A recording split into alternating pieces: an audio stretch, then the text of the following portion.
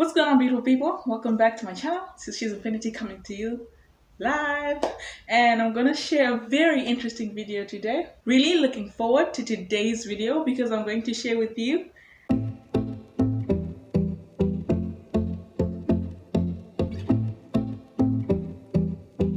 So this video is targeted for prospective students who are looking to come here to study, or visitors or tourists or people here for shopping. So I'm going to share with you 7 freaking ways that you can get scammed over here. And if you stay till the end of the video, I will tell you how I personally got scammed or close enough in my first year because I didn't know the streets. So maybe I will share some important information for the people who are not, hashtag street smart, as I wasn't in my first year. So without further ado, let's get into the video. So to start off, I'll talk about the fake beggars and the sad story scammers. You get all these stories of, oh, I have a very severe operation and I can't afford it, to, oh, you know what, I just missed my train and unfortunately I don't have money to go home. Can you make me not be homeless for tonight? And you're like, oh, I'm so touched by your story. Here's the freaking 20 rand to help you or to take you home. And you know what? You're gonna meet the same person the exact same time the next day. And the next day. And she's like, wait, what? You missed your train again? Oh no, this can't be happening. Here's another freaking 20 rand. Then you see, oh wait, he's asking someone else. He, she, I don't want to stereotype. He, she is asking for someone else for money to go home. You're like, wait, what? You miss your train every day? What's going on with you? Until you realize, oh yeah, I've been scammed. It's a scam. And the next one is the currency switching heroes. So the currency switching heroes, what they do, there's 2 ways to this. Speaking like a true scammer, what happens is that the cashier drops the money and then they pick up a counterfeit note from wherever that is and say, oh, actually, sorry, you gave me a very suspicious note, so can you change that? So before you know it, you're stacking up counterfeit monies in your wallet. So if you're not careful, just watch out for that. The other way this scam is performed is when the cashier drops the money and then they pick up a smaller denomination, like, oh, sorry, you gave me short money, you should give me more. So for tourists who are not particular with the currencies, you should watch out for that because you have to know your currencies, which denominations you gave, and all of that. But obviously, like a non-newbie would not get scammed like that. The third one, oh my god, I feel so sad because my parents were a victim to this. So what actually happened? Oh no! I feel bad that I'm laughing, but what actually happened is that, you see a booking online, you're looking for, a reservation to stay at, and you see these very fancy pictures, you see all these lovely pictures of a stay, and, it's like hotel pricing. You're like, okay, fine, like for this money, yes, I can pay for this quality, which you wouldn't deny if it's also in a very, prominent, like nice place that's by the ocean. You're like, oh wow, I would have an amazing view in Cape Town, all of that. Only to fly here to realize that you've been sold a backpacker. You've just bought a backpacker where you have all these teens scrounging around with their dirty feet. So my parents get there, they're like, wait, this is not what we saw online. They tell them, oh, unfortunately, you should have cancelled your reservation 48 hours before. Now the best thing we can do for you is refer you to our partner hostels. But it was a freaking hotel. When you turn to a hostel, like, what? And the inside looked nothing like the pictures. Nothing like the pictures. So what you know now is that you've paid hotel prices for a hostel. And you wonder, like, what the freak?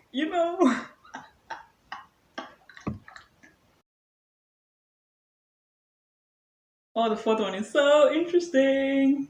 So this happened to someone I know. They were telling me, and I was like, how could this be possible? Like, you could sue people, but who will you sue? It's a freaking ATM machine.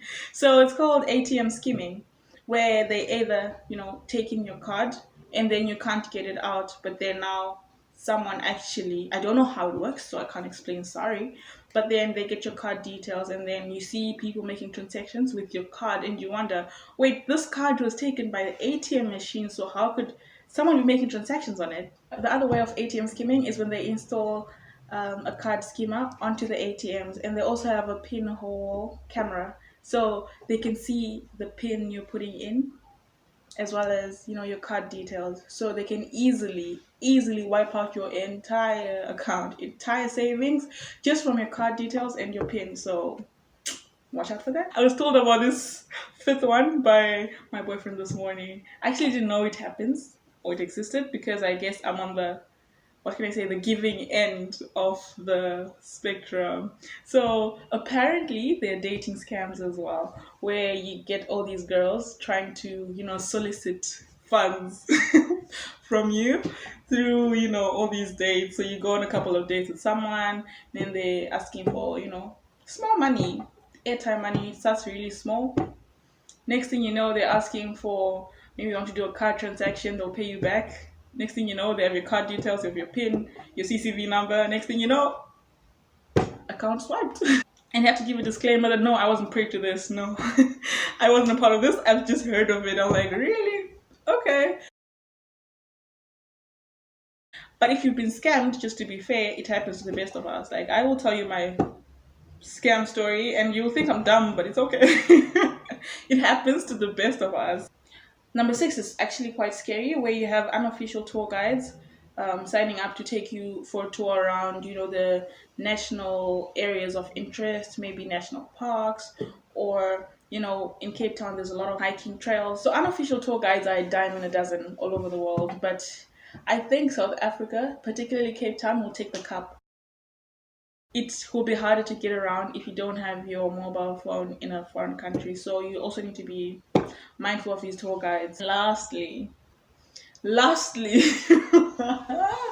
feel so dumb sharing this, but let's cringe together. Let's laugh at me together, because that's where the fun lies, I guess.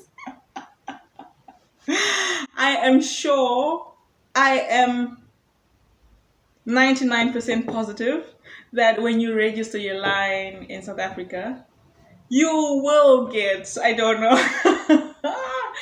you will get that SMS saying, congratulations, you have won 40 million Rand from an MTN promotion. To claim this prize, call this number with this reference number. Oh, I'm like, oh my God. I got this message in my first year, and I was actually walking home to my digs, and I'm like, what the hell?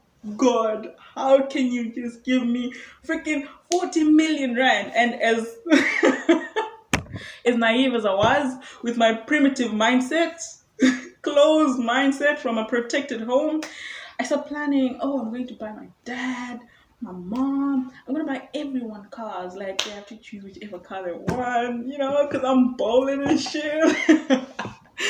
Back then, I wasn't thinking about saving and all these adult problems.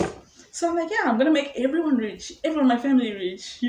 They can do whatever they want with the money. We split it evenly. We're family. So I call up this number. I'm like, yo, I want to claim my 40 million Rand. What's good? They're like, they ask about the reference number. I give them the reference number. Like, oh, okay, fine. So we're going to need your card details. We're also going to need your bank account, the one you bank with, and then we'll wire the money to your account. I'm like, oh, good. I have it with me here. I just got my bank.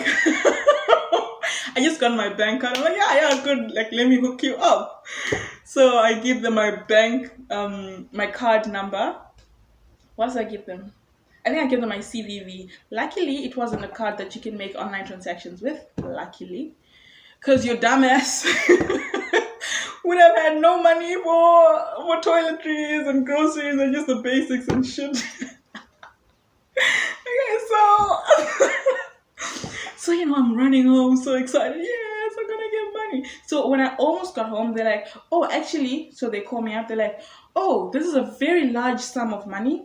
Why don't you send us 300 Rand? Was it 400, 300 Rand worth of airtime, so that we can wire the money to you, because the transaction costs are so high. I'm like, but you can just get like the 400 Rand from the 40 million. And then they're like, oh, actually, no, the money is in a locked account, so you can't get access to it before you send the money. I was just about to buy, but I'm like, wait, I don't know, that's suspicious. After missing all the red flags, I get onto the last red flag. I'm like, wait, but that's a bit fishy, So I go home to my digs. I was living with, second, third year people. And they were kind enough to enlighten me that they even spelled congratulations wrong. How could I miss that? And it all started making sense now, piecing all those red flags together. Nigerian accent, congratulations spelled with a J.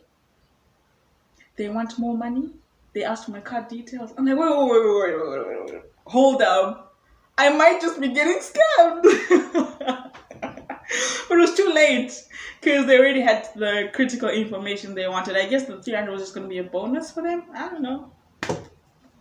We're just going to be looking down like with a wiped out account. Unfortunately, the banks were closed by then and we had to call them. So there's a toll-free number that you can call 24 hours. Luckily, I could do that and I asked them to stop the card. So yeah, guys, that's that's the 7 scams that you can experience as a visitor, student, tourist, shopper in SA, and you just have to be really mindful of that. So that's all for the video this week. Please stay tuned. If you like this video, please give it a thumbs